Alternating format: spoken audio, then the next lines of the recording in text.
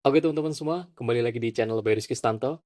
Dan pada kesempatan kali ini, kita akan berkenalan dengan salah satu narasumber yang akan menceritakan tentang jurusannya, yakni agroteknologi. Lalu bagaimana lengkapnya? Yuk, tetap ikuti. Oke, mungkin bisa perkenalan lebih dahulu nih, biar teman-teman tahu. Mungkin nama, dari jurusan, dan dari univ mana nih. Oke, malam teman-teman semuanya. Saya Mutami Maufa Milzam, sering akrabnya disebut. Kalau teman SMP, SMA manggilnya Izam, tapi kalau teman kuliah manggilnya Milzam. Saya dari program studi agroteknologi Fakultas Pertanian Universitas Tidar. Oke, berarti IZAM ini agroteknologi Universitas Tidar ya? Iya, betul sekali. Nah, waktu kamu memilih jurusan ini tuh udah dari dulu kepikiran atau baru-baru nih? Mungkin sedikit flashback terkait perjalanan lah ya sebelum masuk ke agrotek. Jadi waktu itu memang tidak ada kepikiran sama sekali untuk masuk agrotek. Jadi waktu itu lebih kayak seneng ke statistika atau mungkin lebih seneng ke yang hitung-hitungan sebenarnya. Hmm, Kimia gitu-gitu. Cuman waktu itu s- ada sedikit rasa trauma untuk gagal waktu SNMPTN. Jadi waktu itu kan masih SNMPTN namanya, udah milih dua jurusan atau dua pilihan. Itu yang pertama dulu milih Unsud, salah satu prodi di Unsud kedokteran yang mungkin ini. Terus yang kedua statistika. Terus itu gagal semuanya karena mungkin ya kalah saingan dari segi nilai ataupun pertimbangan lainnya waktu itu. Kemudian di SBM masih masih seneng lah dengan kedokteran ini. Akhirnya ya udah coba ngepick yang lebih dekat, yaitu di kedokteran Undip. Terus untuk pilihan keduanya, waktu itu saya udah diskusi dengan orang tua. Kemudian saya bilang ke orang tua itu, saya nggak mau gagal untuk kedua kalinya, jadi silahkan monggo dipilihin hmm. gitu, dipilihin aja gitu. Terus akhirnya pilihan keduanya ini terjawab setelah mungkin 3 hari setelah saya ngomong seperti itu ke orang tua. Ya udah coba kamu di pertanian. Kenapa pertanian? Karena yang pertama, waktu itu ayahnya ibu saya atau kakek saya yang dari ibu itu bekerja di dinas pertanian di Jawa Tengah, di salah satu kabupaten di Jawa Tengah. Saya lupa tepatnya di mana. Kemudian yang kedua, karena prospek kerja yang mungkin kalau pertanian itu nggak akan mati karena pertanian itu berkaitan dengan pangan dan pangan merupakan salah satu pokok dari kehidupan manusia atau salah satu kebutuhan. Jadi dua faktor itu yang menjadikan akhirnya saya oke, ya udah coba agroteknologi. Nah, kenapa Universitas Tidar? Karena mungkin universitas ini merupakan salah satu universitas yang baru negeri ya, mungkin sekitar 10 tahun yang lalu.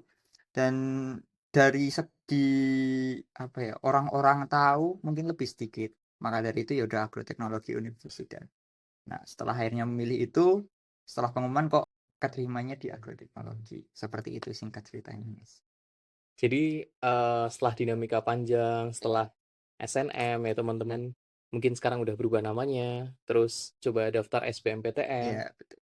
dan memilih untuk pilihan kedua di agroteknologi Universitas Agroteknologi. Tidar. Ya, betul sekali. Dan teman-teman, aku dari kecil udah di Magelang, tempat di mana Universitas Tidar berada. Dulu universitas ini termasuk perguruan tinggi swasta, dan kemudian sekarang sudah menjadi negeri, dan aku bangga teman-teman. Ya, Karena Universitas Tidar tuh menurutku salah satu lambang dan harapan orang Magelang lah akan pendidikan. ya betul sekali. Nah, Zam, aku mau nanya nih, berarti kamu kan awalnya belum kepikiran nih mau ambil agroteknologi. Setelah masuk ke agroteknologi, apa yang kamu rasain, Zam? Waktu pertama kali setelah keterima itu seneng banget. Karena emang waktu itu kan targetnya aku nggak mau gagal ya. Hmm. Jadi pragmatis banget ngomongnya. Aku nggak mau gagal. Akhirnya keterima. Setelah keterima waktu itu masih zaman COVID kan, kita waktu awal-awal kuliah 2021 itu masih COVID di rumah, suntuk banget ngelihat tugasnya banyak banget. Jadi ada culture shock mungkin ya. Dari yang awalnya kita SMA akhir-akhir itu yang kita online, kita bisa ngerjain tugas, bisa nyontek di mana-mana, bisa nanya teman. Sekarang kuliah rasanya beda. Meskipun di rumah kita nggak bisa nyontek karena eh, apa ya, pendidikan menengah dan pendidikan tinggi itu kan sudah berbeda ya. Taraf taraf cara berpikirnya, taraf logikanya itu sudah berbeda. Awal-awal kaget karena melihat ada beberapa mata kuliah dasar yang harus dipelajari di agrotek seperti pengantar ilmu pertanian, kemudian ada juga botani yang belajar tentang sel-sel pada tanaman dan lain sebagainya, itu langsung rasa kaget. Wah, ternyata sesulit ini. Tuh. Awalnya seperti itu, tapi lama-kelamaan mungkin menemukan titik enjoy-nya, meskipun capek banget, tapi akhirnya menemukan titik enjoy-nya. Jadi apa ya, culture shock itu pasti ada. Culture shock itu pasti ada, apalagi tadi aku belum ada kepikiran ke sana sama sekali. Jadi ya culture shock yang pertama, yang kedua benar-benar kaget terkait materinya, kok ternyata lebih kompleks dari biologi SMA dan lain sebagainya.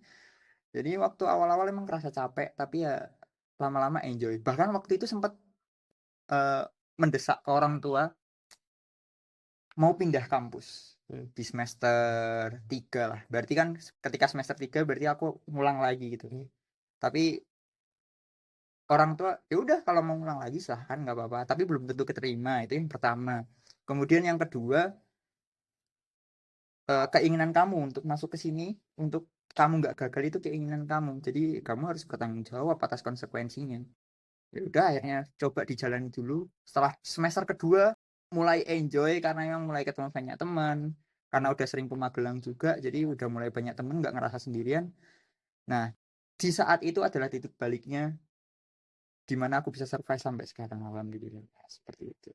Lalu kenapa sih Sam kamu kepikiran gitu kayak aku mau pindah? Pindah itu jurusan, Pindah jurusan, pindah jurusan. pindah jurusan. Awalnya ngerasa nggak cocok. Karena ngerasa nggak cocok. Itu tadi, karena pilihan orang tua ya. Pilihan orang tua, dan sebenarnya pilihan orang tua yang nggak semutlak-mutlaknya pilihan orang tua. Karena keinginanku juga agar ya udah silahkan dipilihkan. Berarti kan aku udah mempersilahkan orang tuaku untuk memilihkan. Jadi setelah itu apapun hasilnya, itu adalah konsekuensi yang harus saya lakukan dan harus saya terima. Seperti itu. Tapi ya akhirnya itu tadi, semester 2 udah bisa mulai survive, walaupun memang semakin berat karena semakin bertahap semester kan, otomatis tugas, mata kuliah yang dipelajari dan lain sebagainya bobotnya semakin tinggi. Seperti itu. Sebenarnya Sam, apa sih yang dipelajari di agroteknologi sampai kamu awalnya mikir berat, terus kemudian mulai terbiasa nih? Apa sih yang dipelajari gitu di agroteknologi? Oke, sebenarnya kalau untuk mata kuliah ya, atau sesuatu hal yang dipelajari, sebenarnya kalau di semester 1 itu masih basic. Basic. Cuman yang bikin berat kadang itu tadi, ngerasa sendiri karena memang online, ya kan? Terus kedua, Kudus itu merupakan salah satu kota yang minim banget terkait pertanian. Jadi ketika ada tugas ataupun mm, proyek yang dimana harus melibatkan petani, itu susah banget. Susah banget. Makanya dari situ ngerasa, waduh, tugasnya kok berat ya. Padahal sebenarnya simpel mungkin ya. Tapi karena berat itu. Terus kemudian yang ketiga, terkait apa yang dipelajari, waktu itu mungkin masih ngerasa bahwa yang dipelajari itu masih masih ringan sebenarnya, masih bisa masuk lah di otak, itu masih bisa masuk. Tapi susahnya adalah pembagian waktu, terus juga apa ya, pembagian waktu karena tugas tugas itu karena online ya, jadi ya udah, mungkin rasanya masih online lah, masih free gitu kan. Tugasnya itu deadline-nya cepet-cepet. Terus kemudian kedua ada laporan praktikumnya, laporan praktikum. Terus kemudian yang ketiga, nggak cuma tugas harian atau tugas individu, laporan praktikum juga waktu itu masih ada kayak ospek ya. Jadi masih ada tugas ospek yang harus dikerjakan karena memang masa studinya belum masa ospeknya belum selesai atau masa Mhm, perkenalan belum selesai. Jadi ketiga tugas ini deadline-nya berbarengan, nggak ada temen nggak ada temen yang bisa diajak ngerjain bareng, jadi ngerasa berat banget ini, kayaknya nggak bisa, nyerah aja aku di sini gitu. Dan aku lebih memilih untuk waktu itu nyerah karena ya udah aku mending ngomong di awal daripada nanti malah ngeluh terus gitu. Makanya mhm. tadi memberanikan diri untuk ngomong, tapi orang tua ya udah kamu lihat dulu aja semester 2. Kalau kamu semester 2 bisa survive, ya kenapa harus pindah gitu? Kenapa nggak bertahan aja? Akhirnya ya udah bertahan sampai sekarang itu. Yang bikin kamu bertahan apa? Mungkin udah, mulai terbiasa tuh, mungkin karena, terbiasa mengerjakan tugas Mhm. atau manajemen waktunya atau bagaimana, Zak? Yang membuat terbiasa Mhm, itu karena yang pertama waktu itu sempat main ke Magelang waktu akhir semester 1. mhm, Jadi di situ mulai ketemu temen dan coba cerita-cerita, memang apa yang mereka rasakan itu sama. mhm, Jadi istilahnya ada support dari temen yang lain untuk apa ya, memvalidasi apa yang sebenarnya selama ini aku rasakan gitu. mhm, Jadi, oh iya berarti ternyata benar kalau kita ngerjain sendirian emang susah gitu. Terus yang kemudian yang kedua, terkait manajemen waktu mungkin mulai belajar dikit-dikit sampai akhirnya, oh nih aku harus ngerjain laprak di jam segini, aku harus ngerjain tugas di jam segini. Ketika aku ngerjain tugas bingung, aku nggak berhenti tapi aku coba nanya ke teman-temanku, "Udah apa belum? Kalau udah gimana? Minta tolong sharing," dan lain sebagainya. Kemudian yang ketiga, setelah dipikir-pikir lagi kok ternyata sebenarnya nggak berat sih, setelah ketemu teman itu tadi. Jadi setelah ketemu teman emang benar-benar semua pandangannya kebuka, "Oh, mhm. ternyata nggak cuman aku yang ngerasain, ternyata teman-temanku juga. Jadi kenapa aku harus menyerah?" Gitu. Dan akhirnya semester 2 aku memutuskan untuk udah mulai ngekos di Magelang, ya udahlah aku ngekos aja di Magelang. Ternyata setelah aku ngekos di Magelang, ya itu tadi, pikiran-pikiran yang tadi ditakutkan hilang semuanya seketika. Jadi ya di situ mulai merasakan enjoy. Jadi 180 derajat perubahannya itu waktu pertama kali ke sini, Mhm. ke Magelang itu. Itu yang bener-bener ngefek sih itu sih. Jadi waktu ke Magelang. Jadi mungkin, karena awal-awal masih masa transisi, Iya, apalagi waktu itu masih zamannya Covid lah, teman-teman mhm, ya. Itu pun salah satu yang aku rasakan juga titik berat, karena kita nggak secara langsung bisa ketemu betul betul teman-teman, sekali.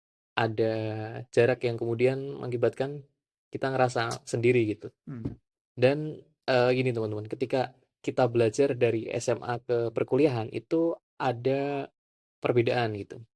Kita kemudian berpikir, kritis, kita kemudian belajar untuk manajemen waktu, karena ketika kita masih SMA tuh kita masih, enak, masih mhm, dipandu oleh guru. Tapi ketika kita udah mulai jenjang perkuliahan, kita udah mulai, survive nih. Kita harus bisa manajemen waktu, kita harus, mengerjakan tugas itu bukan secara teoritis ya teman-teman, tapi juga berpikir kritis. Bagaimana iya, kemudian, eee, ilmu itu dikolaborasi, diimplementasi dalam sebuah studi case, studi iya, kasus.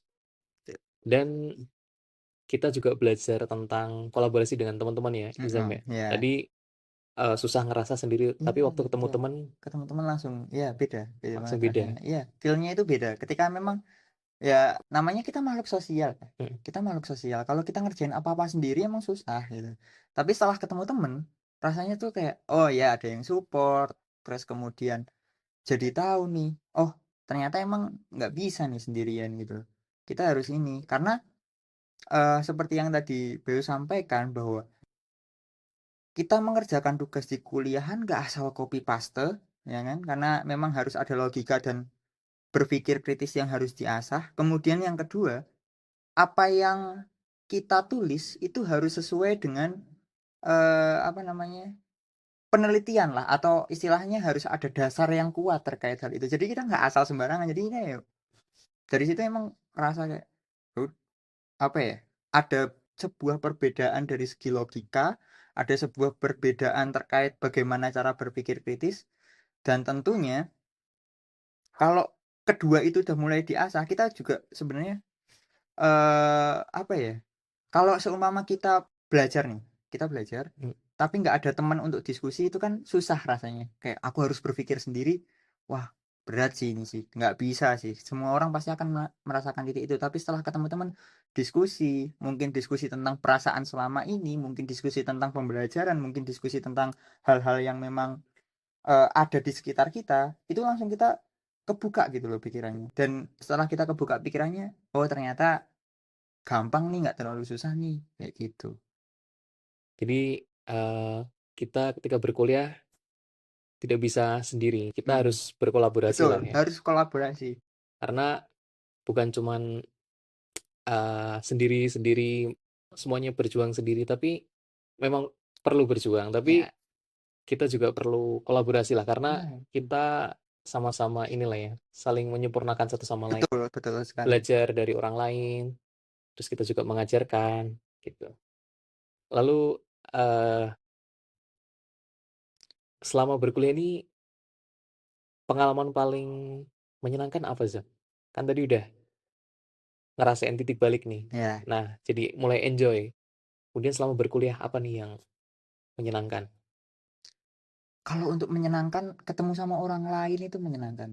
Nggak cuman ketemu teman satu prodi, ketemu teman beda prodi, terus saling apa ya, saling bertukar terkait informasi apa yang sebenarnya kita nggak tahu, tapi dia pelajari dan Mhm. lain sebagainya. Jadi paling menyenangkan itu sebenarnya ketemu orang. Makanya akhirnya ngerasain titik balik itu juga titik awalnya ketemu orang, terus diskusi, Mhm. terus habis itu masuk organisasi, kemudian ketemu banyak temen, kegiatannya nggak monoton. Jadi akhirnya ya ya udah, aduh tugas, ya udah ada teman-teman, tenang aja nanti kerjain bareng teman-teman. Kayak Mmm. gitu. Jadi eh, pengalaman paling menyenangkan itu adalah di saat kita menemukan lingkungan, di saat kita menemukan teman, di saat kita menemukan support untuk apa ya, menunjang kegiatan yang kita lakukan di perkuliahan. Itu pengalaman paling menyenangkan. Jadi dengan bertemu orang baru ya, Zam, Ya, ya? bertemu dengan orang baru. Betul sekali. Kalau tadi kan disinggung kayak organisasi, kayak kegiatan. Kamu tuh ikut apa, Zam, organisasi atau kegiatannya gitu selama di kampus? Aku di kampus ikut himpunan mahasiswa program studi itu selama 2 periode. Terus habis itu terakhir kemarin di semester 6 ke 7 itu ikut DPM, Dewan Perwakilan Mahasiswa. Itu organisasinya. Selain itu nggak ada kegiatan lain ya.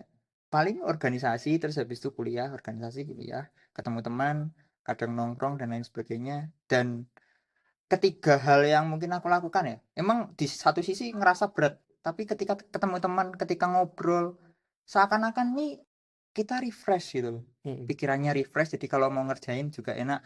Dan pengalaman paling menyenangkan juga ketika waktu itu mulai satu kos sama teman-teman seprodi. Jadi aku mulai semester 5, kalau semester 5 akhir lah, itu aku pindah kos dari aku yang sebelumnya agak jauh dari kosan teman-temanku. Mhm. Dan aku memang hanya ketemu sama teman-teman organisasi, juga kadang ketemu sama teman kelas, bahkan jarang banget.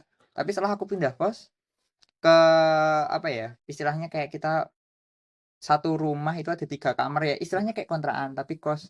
Nah sejak saat itu benar-benar kayak wah di sini titik paling menyenangkan, karena ngerjain tugas itu mepet banget dengan deadline, tapi ada orang banyak di situ. Jadi itu senang banget. Jadi kayak terpacu gitu loh. Kan kayak wis rampung gitu. Ini dia udah selesai, masa aku belum. Akhirnya kita terpacu buat nulis nulis nulis nulis. Jadi ya kita memang kadang sebagai makhluk individual tapi nggak bisa dilepaskan lah bahwa kita juga sebagai makhluk sosial perlu Iya, betul interaksi, sekali. perlu Betul sekali. ketemu orang gitu. Betul. Dan Betul. mungkin aku juga sama, Zam. Aku juga kurang lebih hampir 2 tahun lebih ngontrak gitu sama teman-teman. Iya. Heeh. Sama kita juga teman-teman komunikasi Mm-mm. dalam satu rumah. Mm-mm. Emang menyenangkan gitu karena ada teman, bisa Mm-mm. sharing, nggak ngerasa sendiri, Heeh. ada kebingungan mungkin di mata kuliah atau di hal lain, ada tempat lah Iya. untuk bercerita gitu. Sekiranya kita nggak overthinking sendirian.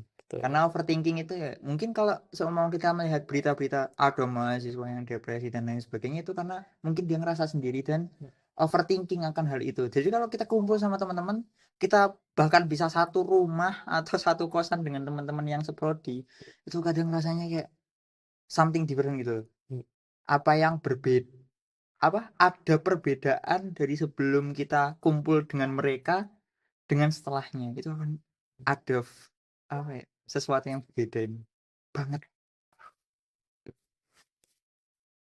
nah, eee, selama kamu berkuliah nih, apa yang kamu pelajari, Sam? Kayak Mmm, kan, kemudian udah pengalaman menyenangkan, bisa ketemu mhm, orang. Nah, kamu kan di agroteknologi nih, mhm. gimana kemudian ilmu yang kamu dapat tuh bisa diaplikasikan gitu sehari-hari? Jadi sebelum masuk ke situ mungkin sedikit jelasin terkait apa ya, istilahnya, topik utama di agroteknologi atau, penjurusan ilmu. Mmm, Itu ada 4 kalau di agro, budidaya tanaman, kemudian yang kedua itu ada hama penyakit, kemudian yang ketiga ada pemuliaan tanaman, mmm, kemudian yang keempat ada sosial ekonomi pertanian. Nah, budidaya tanaman atau budidaya pertanian itu kalau mungkin teman-teman pernah mendengar istilah agronomi. Nah, itu adalah salah satu hal untuk mendefinisikan budidaya tanaman terkait agronomi atau bagaimana cara kita membudidayakan tanaman itu sesuai dengan target kita yaitu menghasilkan produk yang baik gitu. Jadi tidak ada kerusakan dalam produknya ataupun hal lainnya. Nah, itu terkait budidaya pertanian atau budidaya tanaman atau mhm, agronomi. Terus yang kedua adalah hama penyakit. Setiap apa ya, setiap kita melakukan budidaya itu pasti nggak jauh-jauh ada hama atau ada organisme yang mengganggu selama proses budidaya kita. Nah, itu diajarkan bagaimana pengendalian dari hama tersebut mmm, atau hama tersebut nyerang itu pada bagian apa. Kemudian bagaimana caranya kita itu bisa menghindari hama itu datang. Nah, itu hama hama penyakit tanaman. Begitu juga dengan penyakit. Penyakit itu nggak bisa datang dengan sendirinya. Kayak kita manusia, layaknya kita manusia, ketika kita sedang terjangkit penyakit, itu pasti ada vektor pembawanya. Vektor pembawanya itu biasanya berasal dari hama itu. Jadi mmm, hama datang, bawa vektor, akhirnya jadi penyakit tanaman. Dan itu bagaimana cara mengendalikannya itu juga kami pelajari. Kemudian ada pemulihan tanaman. Pemulihan tanaman itu bahasa simpelnya apa ya? Upaya perkawinan pada tanaman. mmm, Jadi kalau manusia pasti menikah atau menghasilkan keturunan, tanaman juga sama harus menghasilkan keturunan. Nah, keturunannya itu di, eh, bagaimana cara menghasilkan keturunan itu, keturunan yang baik seperti apa dan lain sebagainya seperti apa itu kita pelajari di pemulihan tanaman terkait genotip dari tanaman terkait gen-gen mana yang nantinya akan mendominasi, gen mana yang resesif dan lain sebagainya itu kita pelajari. Kemudian yang terakhir ada sosial ekonomi. Seperti namanya sosial ekonomi.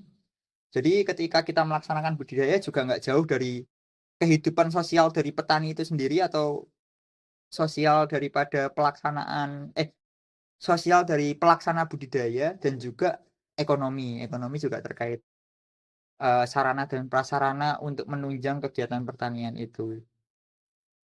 Contoh kayak pupuk, pestisida, dan lain sebagainya. Itu juga kita pelajari bagaimana cara penghitungannya, bagaimana mhm, BEP-nya, dan lain sebagainya. Nah, untuk penerapan di kehidupan sehari-hari, biasanya kita juga ada praktikum. Jadi nggak cuma teori di kelas, kita juga ada praktikum. Nah, praktikum itu juga dengan tujuan untuk apa yang kita pelajari di kelas atau apa yang kita pelajari secara teori itu nantinya dipraktekkan di praktikum. Jadi aku juga pernah ada praktikum yang pemulihaan tanaman itu gimana sih caranya menghilangkan serbuk sari dan serbuk sari dan putik ini. Jadi ada yang penyerbukan silang, penyerbukan sendiri, terus nanti yang jantan ini dari tanaman varietas apa, yang putik ini dari tanaman varietas apa, mana yang lebih unggul. Nah, itu kita pelajari. Jadi itu caranya untuk menghasilkan apa namanya, keturunan yang baik. Terus untuk budidaya, katakanlah cabai. Mas cabenya kok jelek-jelek ya gitu. Kadang kita wawancara ke petani, Mas kok cabenya elek-elek ya? Ono penyakit. Kalau cabai itu biasanya penyakit kuning. Nah itu juga kita pelajari. Sebenarnya budidayanya itu seperti ini Pak. Jadi budidayanya itu kita nggak boleh Mas nanam cabai itu cabai terus. Karena hama itu akan tahu, oh ini cabai, oh ini yang biasanya tak mak, ini yang biasanya tak ganggu. Ketika ditanduri cabai meneh, itu akan datang hama yang sama. Jadi harus ada namanya pergiliran tanaman. Nah, itu semua kita pelajari dan kadang ketika kita terjun ke petani pun kita coba apa ya, istilahnya memberikan informasi terkait hal itu dan petani juga eh, nantinya akan merasakan oh iya benar ternyata memang harus ada seperti ini. Jadi untuk implementasi secara langsung kadang kita memang disuruh wawancara Mas, disuruh wawancara.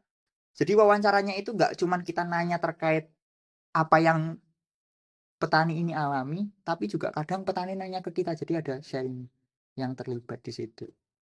Gitu. Jadi luas banget. Nah, tadi kan selain belajar tadi kan banyak ya materi ya. Iya, banyak. Terus implementasinya di terjun langsung ke lapangan gitu. Iya, Kalau di lab ada ada di lab. praktikum di lab. Ada praktikum di lab ada. Hama penyakit itu perlu dilakukan di lab kadang karena ada salah satu jamur kalau apa namanya teman-teman pernah dengar Trichoderma. Trichoderma itu salah satu jamur yang bisa apa ya? Istilahnya bisa membantu meningkatkan ketahanan pada tanaman dari hama. Nah, itu juga kita harus budidayakan di lab Trichodermanya itu dan nggak boleh ada kontaminasi, benar-benar harus steril. Terus kemudian pemulihan tanaman. Pemulihan tanaman itu bisa dilakukan di lab. Hmm. Ada kultur in vitro namanya atau kultur jaringan. Jadi itu kita menumbuhkan tanaman tapi versi di labnya. Jadi sebelum nanti diterjunkan ke lahan, itu kita budidayakan dulu di lab. Nah itu kadang lebih susah Mas kalau pemulihan tanaman. Emang pemulihan tanaman itu salah satu apa ya, mata kuliah yang paling susah. Paling susah karena memang kita harus mengetahui lingkungan yang ada di sekitar. Terus kemudian kita juga harus mengetahui genotip dan lain sebagainya. Jadi di lab itu lebih apa ya? Lebih tegang daripada di lahan. Kalau di lab benar-benar harus tegang, harus serius, harus fokus. Sedangkan kalau di lab ya kalau di lahan minusnya ya panas itu. Oke teman-teman, sebenarnya kita udah ngobrol panjang ya Zam ya. Ya. Cuman karena kepotong tadi maksimal perekaman video dan ganti baterai, ya kita ulang lah beberapa obrolan tadi. Ya. Mungkin aku akan ngobrol lagi nih Zam. Sebenarnya kamu ngerasa lebih nyaman di mana sih? Belajar di kelas dengan materi atau kemudian praktikum di lapangan atau kemudian di lab gitu? Kalau perbandingannya materi sama praktikum, seneng praktikum karena materi itu jujur sangat membosankan karena ketika kita mendengarkan apa yang kita tangkap terus kita nggak praktek di sana itu kayak ada sesuatu yang miss gitu. Jadi kalau untuk perbandingan materi dan praktikum lebih seneng praktikum. Cuman kalau untuk perbandingan antara praktikum di laboratorium atau praktikum di lapangan, itu sebenarnya lebih enak praktikum di laboratorium karena memang ya tertutup, adem, pasti di AC gitu loh, pasti di AC. Kemudian juga apa ya, mudah lah untuk dikondisikan karena kita berada dalam satu ruangan gitu. Tapi kalau untuk praktikum di lahan, itu kita harus panas-panasan, terus juga eh, banyak tenaga yang kita keluarkan karena kita harus ada pasti ada fase untuk pengolahan lahan, ada fase nanti penanaman, perawatannya juga kita harus ke lahan, kita nyiram itu bisa sore tapi setiap hari atau bisa pagi tapi setiap hari, jadi lebih capek. Jadi kalau menurutku sendiri lebih enak di laboratorium karena ya dalam tanda kutip laboratorium antara kampusku dengan laboratoriumnya itu dekat. Itu pertimbangan juga sih mengapa aku memilih laboratorium karena ya emang laboratoriumnya dekat. Jadi ketika mungkin ada pengamatan yang harus dilakukan bagian dari praktikum ya dekat gitu, nggak mengeluarkan energi yang terlalu banyak karena memang ya ketika kita praktikum gitu kan apa ya, pasti ada tugas mata kuliah yang harus dikerjakan dan lain-lain. Dan menurutku nanti itu ketika pembagian waktunya nggak efektif atau manajemen waktunya nggak tepat, itu akan membuat kita benar-benar keteteran. Jadi terkait itu antara lab atau lahan, aku lebih memilih lab. Di lab ya. Ya, di lab. Oke teman-teman, jadi tadi kita potong karena baru adzan Isya dan kita akan lanjut obrolannya. Oke Zam, aku akan mengulang lagi mungkin pertanyaannya. Selama di lab kan banyak yang dikerjain nih. Mm-mm. Apa yang menurutmu paling asik untuk diteliti di lab gitu? Yang paling asik diteliti di lab itu waktu aku PKL itu apa ya? Waktu itu tuh sebenarnya hal yang bikin berkesan ketika aku menghubungi tempatnya. Terus di sini tanaman tahunan semua, Mas. Tanaman tahunan tuh kayak ya yang bukan sekali panen tebang gitu. Itu ada tanaman jati dan lain-lain. Nah, aku ambil tanaman jati nih. Wah, tanaman jati kalau di kultur in vitro ini salah satu hal yang menarik karena orang-orang pertanian itu awamnya kultur in vitro itu biasanya untuk tanaman hias, terutama anggrek. Hmm. Tapi ini tanaman tahunan, ada sesuatu hal yang berbeda. Oke, akhirnya aku ngambil judul itu, tanaman jati kultur in vitro. Setelah masuk ke sana, dipelajarin bla bla bla bla.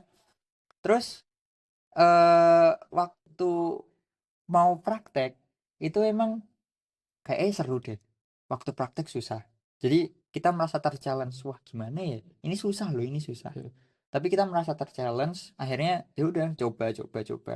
Nah, kalau di kultur in vitro itu kan ada beberapa tahapan. Hmm. Tahapan utamanya itu ada inisiasi, namanya inisiasi, terus multiplikasi atau perbanyakan, sama yang terakhir aklimatisasi.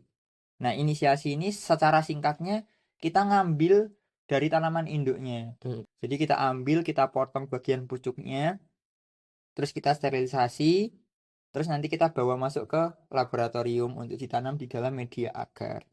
Nah, media agar itu tuh juga ada nutrisi-nutrisinya, nutrisi pendukung untuk pertumbuhannya. Nah, kalau untuk multiplikasi itu perbanyakannya, jadi yang udah ditanam itu tadi ketika sudah muncul tunas-tunas baru atau sudah muncul cabang-cabang baru dipotong, ditanam lagi.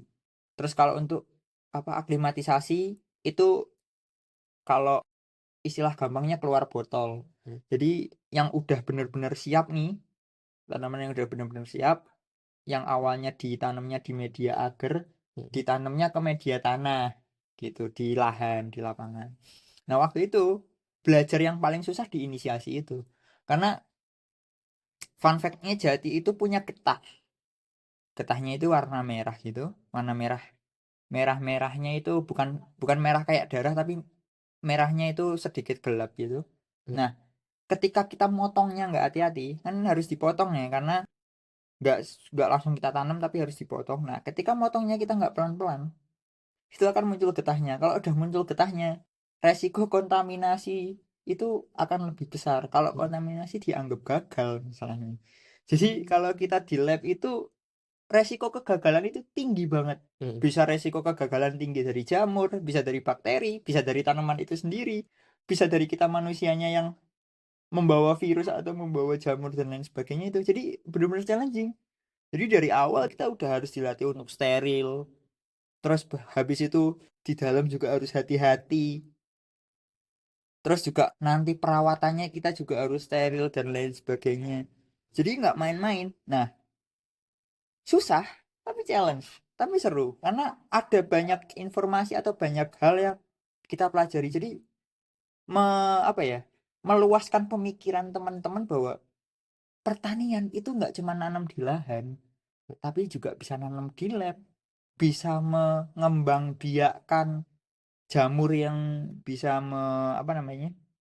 Jamur yang bisa membunuh hama atau meningkatkan resistensi tanaman dan lain sebagainya. Jadi memperluas pikiran dan ketika di lab itulah yang terjadi. Jadi pikirannya udah mulai terbuka, nggak cuman lahan, lahan, lahan, lahan, panas, panas, panas, enggak. Tapi kita bisa di lab, kita bisa juga dingin-dinginan dengan ruangan seperti itu. Hmm. Ternyata banyak juga ya Iya, agroteknologi. iya. Nah, kalau setelah belajar ini, terus kemudian praktikum di lab, praktikum di lapangan. Outputnya kalau kita berbicara pekerjaan nih, sebenarnya prospeknya apa sih jurusan ini? Oke, tadi udah ada empat topik lah ya, empat Hmm, topik utama. Jadi kita bisa jadi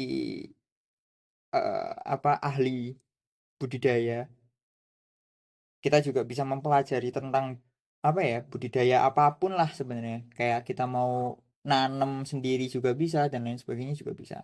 Terus juga biasanya kalau di bagian kepemerintahan itu juga bisa jadi staff, bisa jadi staff di perusahaan, bisa jadi staff di pemerintahan, hmm, bisa juga jadi akademisi, otomatis itu. Kemudian juga kalau budidaya itu pasti ada SOP atau standar operasional prosedur. Nah, itu juga biasanya melibatkan orang-orang ahli dari agrotek atau ahli-ahli agronomi, karena setiap tanaman itu punya standar yang berbeda. Bahkan tanaman, katakanlah tanaman cabai, ditanam di Magelang sama ditanam di Kudus sama ditanam di daerah yang benar-benar tinggi banget, hmm, contoh di Temanggung, itu juga bisa beda cara budidayanya. Jadi kita juga bisa menyusun terkait hal itu. Tuh, itu kalau dari segi agronomi atau dari segi budidayanya. Dari hama penyakit juga pastinya kita bisa belajar jadi apa? Prospek kerjanya juga bisa ke penyuluh, penyuluh pertanian nanti yang pemasaran pestisida utamanya atau pupuk atau lain sebagainya. Penyuluh bisa. Terus habis itu juga bisa jadi marketing di perusahaan pupuk, perusahaan pestisida dan lain sebagainya. Terus juga bisa jadi ahli, bekerja di BRIN, hmm. riset dan lain sebagainya, riset inovasi dan lain sebagainya. Itu. Kalau untuk pemuliaan tanaman juga bisa. Kita mau memuliakan tanaman sendiri atau kita masuk ke laboratorium atau kita mau jadi apa ya, ahli pemulihan tanaman itu juga bisa.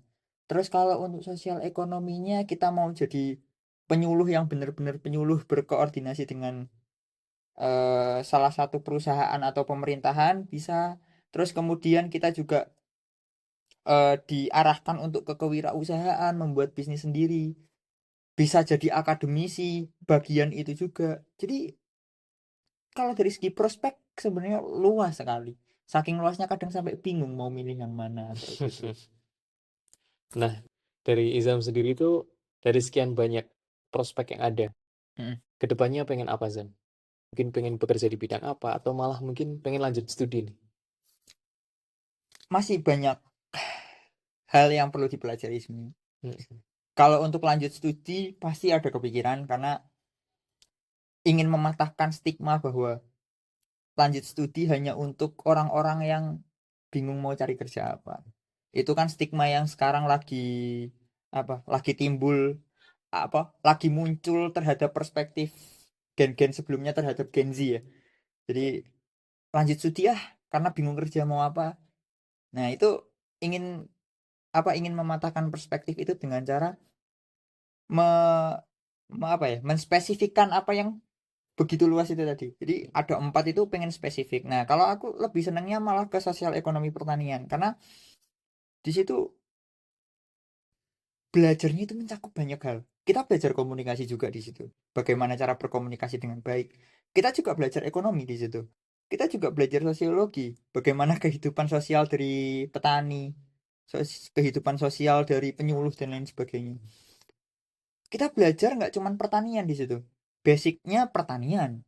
Tapi hal-hal yang berkaitan dengan etika, cara berkomunikasi, terus juga kehidupan sosial dari para petani itu kan pelajaran-pelajaran sosiologi, pelajaran komunikasi, eh, pelajaran ekonomi dan lain sebagainya. Jadi kalau aku kerja pengennya juga yang ke sosial ekonomi gitu. Kalau untuk lanjut studi juga sama ke sosial ekonomi. Jadi karena ya balik lagi seperti yang kita omongkan di awal, kita bicarakan di awal bahwa kita itu makhluk sosial. Jadi kalau belajar tentang sosial udah pasti seru gitu. Oke, mungkin sudah banyak hal ya teman-teman yang sudah kita Ya, bicarakan, mulai dari awal perkuliahan, kemudian proses iya, perkuliahan, betul. terus prospek pekerjaan. Nah, mungkin kita akan masuki akhir dari video ini ya. Ya, udah Mungkin terlalu aku lama. akan menanyakan saran gitu dari Izam sendiri untuk adik-adik yang masih bingung nih. Untuk kuliah nanti sebaiknya milih jurusan apa ya? Kalau dari Izam bagaimana menyarankannya, Izam? Oke. Yang pertama, jangan FOMO sih. Jangan FOMO ya. Iya, jangan FOMO karena sekarang itu kita itu kuliah apa ya? Banyak orang yang masih FOMO. Mm, Wah, kayaknya jurusan ini bagus deh. FOMO. Jangan FOMO. Karena kita harus mengetahui apa yang sebenarnya kita akan lakukan dan apa yang sebenarnya kita akan senangi. Terus kemudian yang kedua, jangan menyamakan hobi dengan jurusan yang kita akan pilih. Kenapa saya ngomong seperti itu? Karena ada banyak hal, pernah ketemu sama banyak orang lah. Dia milih apa namanya jurusan itu sesuai dengan hobinya. Akhirnya apa? Kuliahnya kebengkalai. Jadi jangan seperti itu. Kalau bisa kerjakan hobimu tapi kamu sambil kuliah gitu. Jadi seneng gitu. Ngerasainnya seneng. Jadi hobinya traveling, tapi jangan jangan ambil pariwisata kalau menurut, karena kita nggak bisa traveling karena pariwisata kan. Katakanlah seperti itu.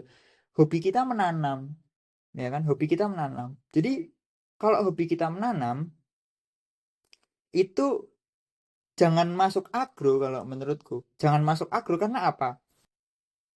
Kalau bisa hobi itu dipelajari di luar kita berkuliah. Karena itu termasuk hobi. Kita belajar itu hobi. Nah, kalau mau milih perkuliahan itu kalau bisa kita itu kayaknya seru, aku bisa menjalani di situ. Nah, aku kuliah di situ. Hobi itu sampingan karena nantinya pekerjaan yang bisa kamu lakukan itu bisa lebih dari satu. Oh, aku suka menanam, ya kan? Tapi kuliahku ekonomi. Oh, aku bisa menanam, itu bisnis sampinganku, tapi aku juga kerja di perusahaan. Jadi banyak hal kalau kita prospeknya untuk ke dunia pekerjaan. Jadi yang pertama jangan FOMO, yang kedua jangan samakan hobi dengan perkuliahan. Terus yang ketiga, kalau bisa eh, kalau mau milih perkuliahan itu sesuaikan dengan kemampuan kita. Karena kalau kita nggak mampu, dalam artian nggak mampu itu bukan karena nggak mampu finansial atau nggak mampu apa ya, nggak mampu untuk apa namanya, nggak mampu untuk berimprove lah. Karena improve itu adalah sebuah keinginan, sebuah kemauan. Kalau kita belum ada keinginan untuk improve, jangan kuliah dulu. Nanti takutnya disalahgunakan. Karena sekarang banyak sekali orang-orang berkuliah tapi disalahgunakan dan lain sebagainya. Ada ya, bukan banyak tapi adalah oknum-oknum seperti itu, dan itu merupakan salah satu hal yang mungkin bisa merusak nilai pendidikan lah mm, di mata kita semua. Jadi tiga itu yang mungkin bisa aku sarankan. Jadi jangan jangan apa ya, istilahnya boleh kalau mau kuliah itu berpikiran pragmatis, mm, tapi jangan juga terlalu idealis. Jadi idealis, pragmatis, realistis itu kan tiga hal yang berbeda. Pragmatis itu pengen berpikir cepat, idealis itu harus sesuai dengan keinginan, realistis sesuai dengan kenyataan. Kalau bisa, antara kalau kita mau masuk kuliah, idealisnya diturunin, terus realistisin aja. Jangan sampai kita selalu idealis, kita akan jadi orang yang kolot kalau selalu idealis. Jadi realistis aja karena kehidupan itu akan berkembang, let it flow aja. Jadi jangan terlalu saklek dengan apa yang ada di pikiran kita. Kayak gitu sih. Itu Kak. oke. Jadi Izam sudah memberikan pandangannya, memberikan Ya, sarannya kepada adik-adik yang mau berkuliah. Dan mungkin untuk yang pengen tanya nih jurusan agroteknologi mungkin bisa ditanyakan di Instagram Mas Izam di mana? ya. eh Instagram @mmilzam, M yang belakang double. M Milzam. M Milzam. Ya, Dan nanti Milzam. akan dicantumkan di video teman-teman. Oke, mungkin cukup sekian perbincangan kita pada malam Mm-mm. hari ini Ya. dan tunggu video selanjutnya apalagi yang akan kita obrolkan. Terima kasih teman-teman. Bye-bye.